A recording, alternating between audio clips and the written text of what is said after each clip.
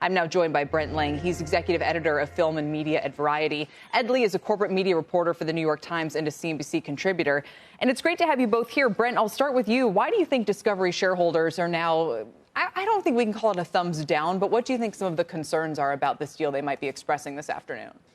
I think they're probably just responding to the ambition of the deal and the fact that deals of this size, of this magnitude, are very hard to pull off. You've got issues of culture. You've got an awful lot of debt in the new entity that will need to be serviced.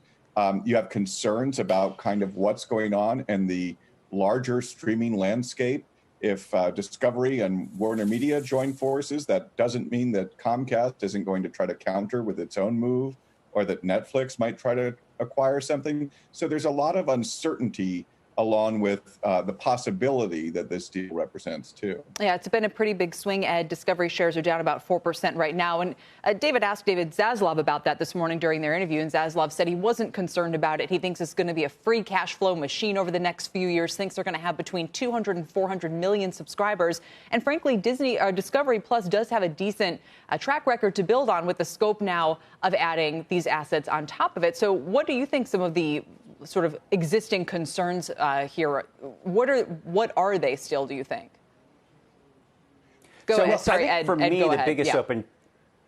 Yeah, sure. So for me, the biggest open question still is, you know, David Zaslav's talking about $20 billion annual content spend. That's what they spend now. What he's really doing is he's talking about all the money that both, you know, WarnerMedia and Discovery spend to create shows, you know, buy sports rights, all the traditional linear stuff. Right. So, you know, how much of that is really going to be ported over, allocated over to its streaming business?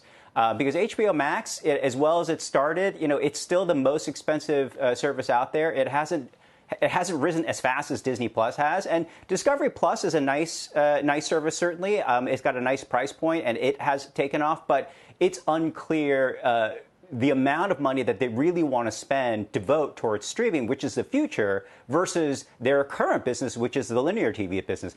I'd understand why he'd want to spend more on the linear business because it's still a cash cow. So if the reaction is a result of just sort of where that money is going, I think that's the biggest question. I think David Faber this morning sort of pressed David Zaslav on that question, and I think that was sort of the most revealing part of that interview, I felt. And if he's not going to spend enough on streaming, you can't take on Disney Plus. That's what it comes down to. That's a great point. So, Brent, let me turn back to you and ask why you say in response to this deal, while there are some concerns about this new company, you say Netflix needs to do something. Why do you think that they are now threatened?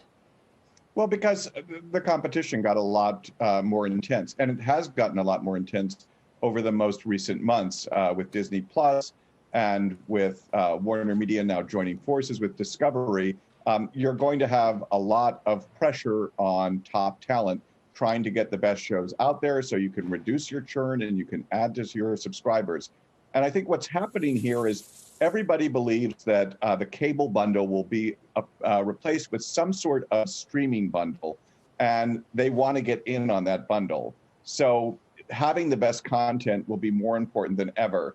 And Netflix has some advantages because they were there first, but those advantages might not last in perpetuity. Sure. And Ed, to that point, as you note here, this company will be the combined new company, which hasn't been named yet, will be bigger than Netflix or NBC Universal, our parent company. Together, these WarnerMedia and Discovery had $41 billion in sales last year, $10 billion in operating profit. So this is a real competitor. And what does it mean now for the likes of even Amazon Prime, which just made headlines recently with its NFL Thursday night package, or Apple, which continues to have TV ambitions? You know, they might be much smaller, but they have a ton of financial power behind them.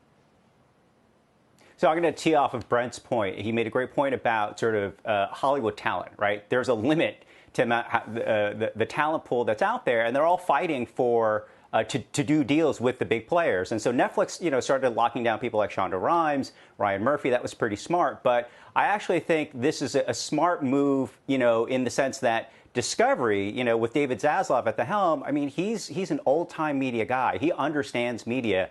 And he said he's going to set up his office in a lot in Warner Brothers Studios. He is going to work closely with talent. So I actually think in that way, it's a positive sign for this new entity that they're going to have not just the muscle, but the personality, really, right? Because media is really driven by personalities. And Zaslav is, he's one of the old guard. And I think in that way, Warner Media could benefit from that kind of new leadership. So that's where they might have some advantages. Shepard Smith here. Thanks for watching CNBC on YouTube.